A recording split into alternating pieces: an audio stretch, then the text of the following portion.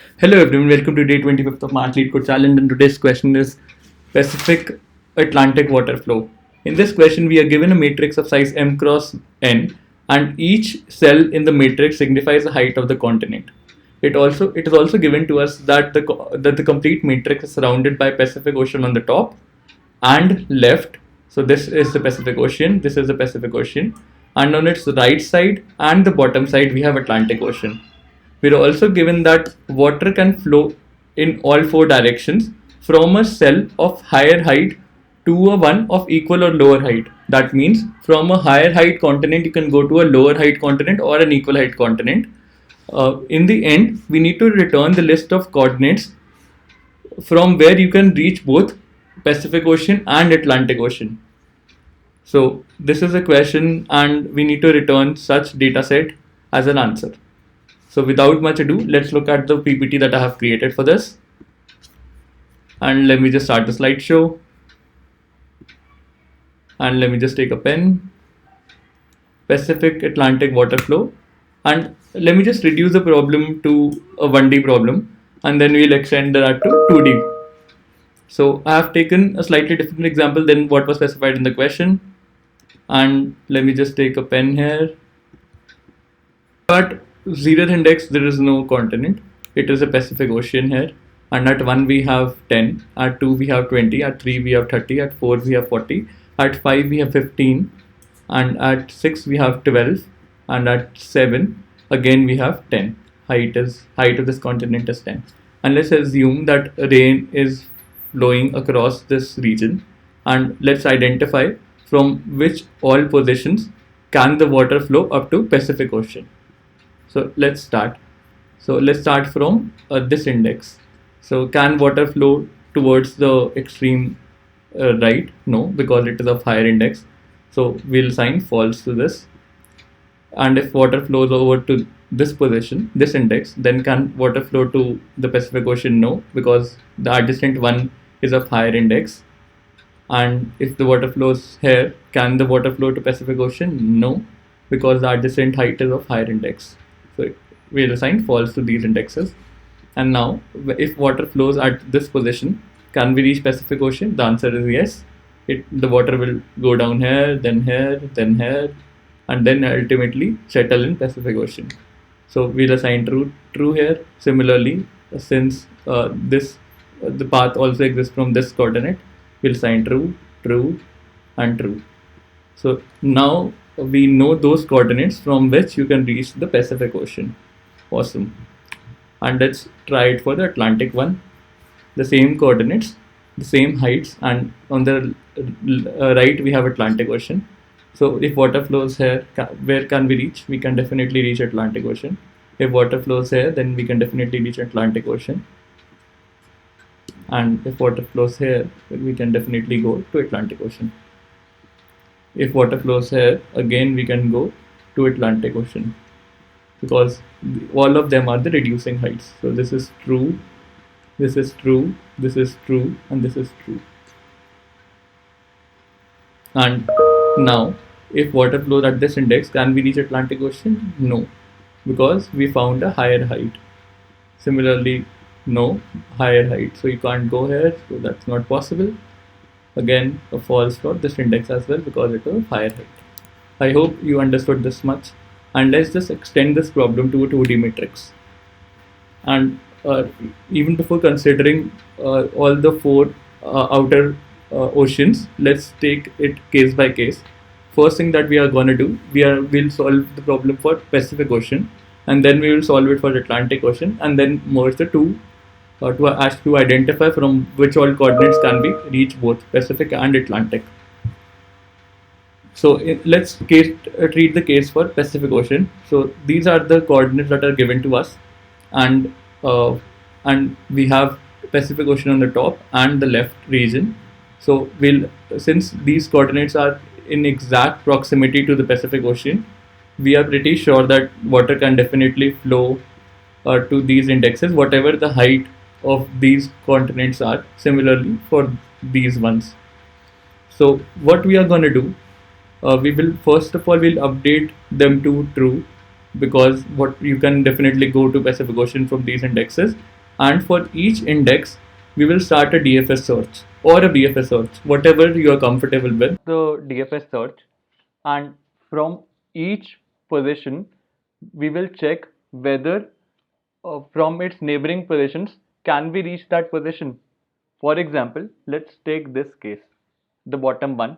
We will go to its neighbors, the top, the bottom, the right and the left, and we will check whether from those positions can we reach down to this position. If we can, then we will update that there is a path exists from its neighbor to the current node, and we will mark it as true. For example, from this position you can from this position you can reach this position since the value is same, therefore we'll mark it as true, and we'll do it for the other positions as well. So for the top position it's already marked true, can't do anything. Let's go back and let's continue the DFS from the position that we just updated.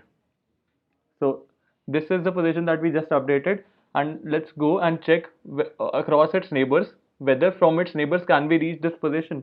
So which one is the uppermost neighbor? The uppermost neighbor is 7, and 7 being higher than the current value, that means the water can flow from this value to this value.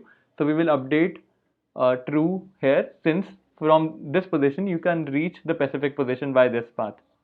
Similarly, you will check across all its neighbors. So from 2 you can definitely go and reach the current position, 2 being a higher value than the current position. Had it been a lower value like 0, we would not have updated it, because the previous value is higher than the current value. However, in this case the value is 2, which is higher than the current value. Therefore, it means that water can flow across from this position to this position, and this is already marked as true. Therefore, we'll update it as true. So let's continue the DFS, and from let's go on to the top of it. It's 1. That means the previous value here would be 2, which is higher than the current value. That means the part doesn't exist, it's a blocker, and you cannot start from this position and reach 2. Therefore we'll mark it as false, which is the default case. Similarly, let's go in the right direction. We have 4. 4 is higher than the current value. Since it's higher, we'll update it to true.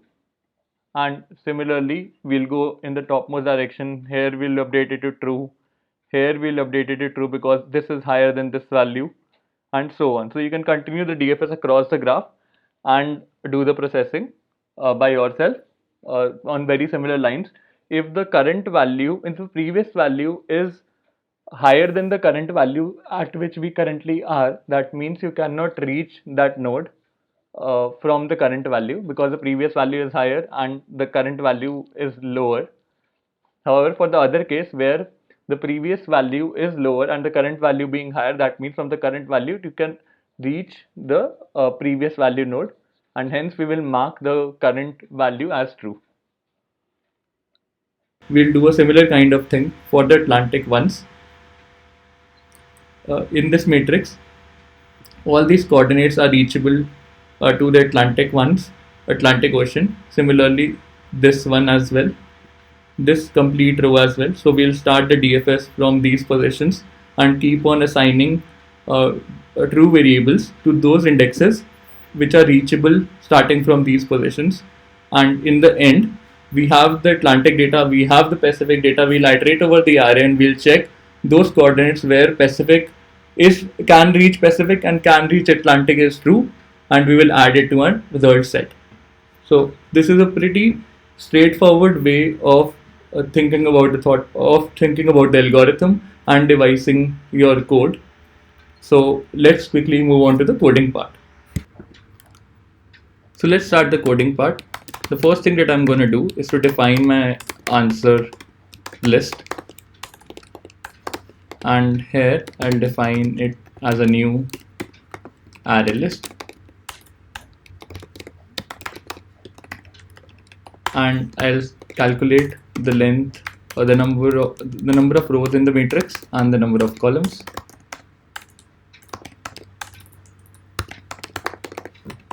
So n gives us the number of columns, the number of rows, and n gives us the number of columns. And let's create two booleans,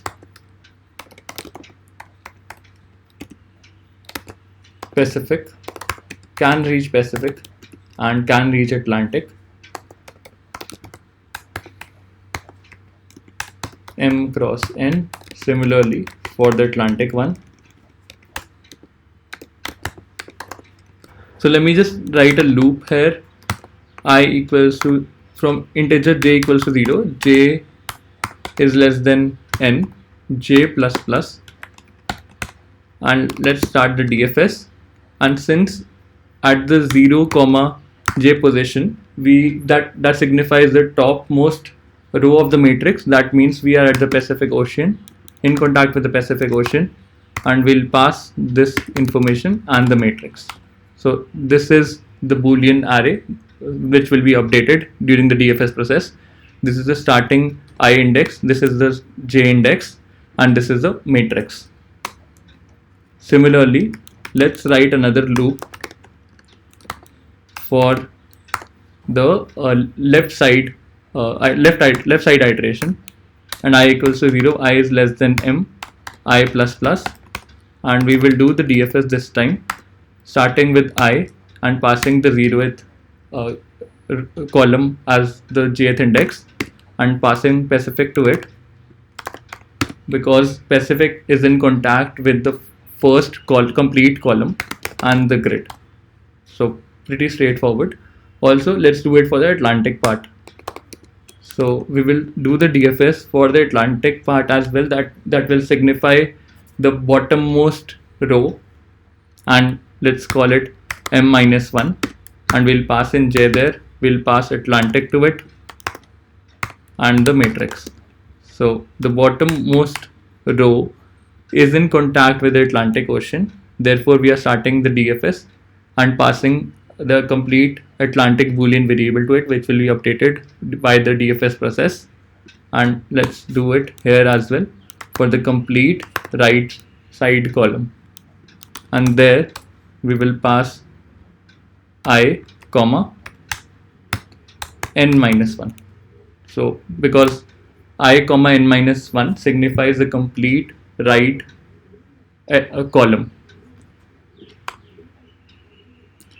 And once we have that, both Pacific and Atlantic have been appropriately updated by virtue of our DFS.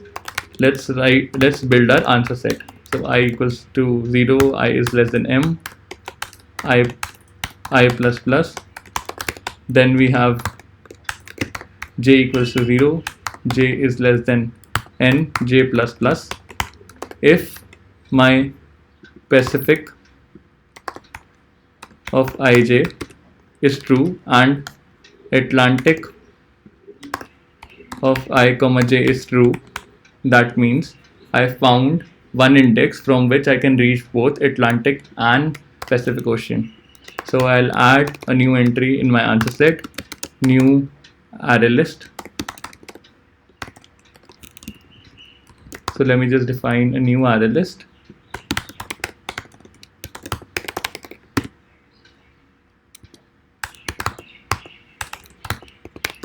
Indexes, and let's add I and j to it.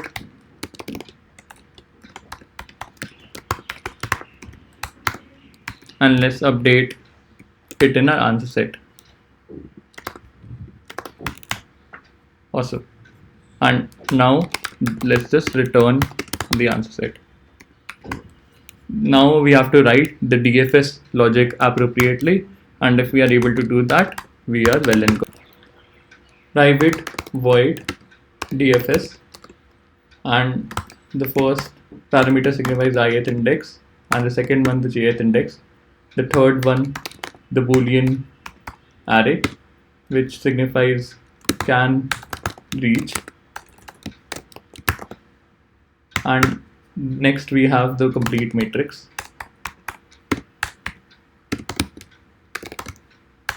Also, we will need another parameter which signifies the previous height that we visited, and we also need to pass that during the start of our iteration, and that would be integer.min value, or we can go for -1 value as well. So whatever you are comfortable with, both of them works. And I am taking integer.minimum value, and let's just start the iteration. So if I turns out to be less than 0, or j turns out to be less than 0, or I turns out to be greater than matrix.length, or j turns out to be greater than equal to matrix of 0.length, the number of columns that we have. In all these 4 cases, we need to return the DFS. Or if can reach of I comma j turns out to be true, that means you have already visited that node, or you can reach that node. We are already aware of that. And next we will check if my current height of the matrix happens to be less than the previous height. That means the previous height was greater and the current height is lower.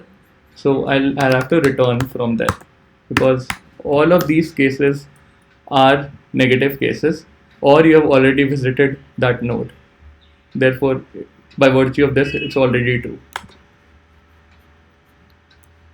Otherwise, let's update can reach of I comma j to true, because you can reach this node. And let's just start the DFS in all the 4 directions. So from this position where you can go, I plus 1 j can reach, and we'll pass in the matrix, and you'll pass in the current height as your previous height for the next iteration. Similarly, you can, this was for the right part, this is for the left part, and then we'll have for the top and the bottom one. So for the top, this is for the top, and next one is for the bottom one. Yeah, pretty simple. And let's just try this out.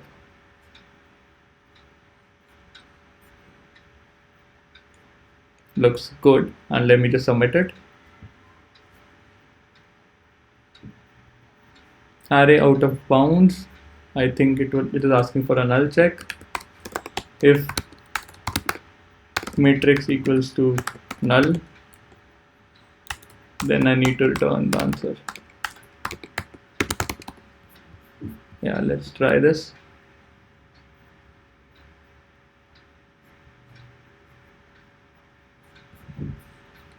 Sorry for this.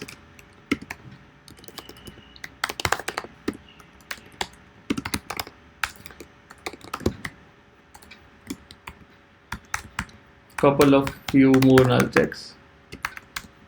If that is the case, let's just abort the process. Accepted. What is the time complexity of this approach? The time complexity of this approach would be order of n square, since you are traversing all the nodes only once in the matrix, and the space complexity would be again order of n square.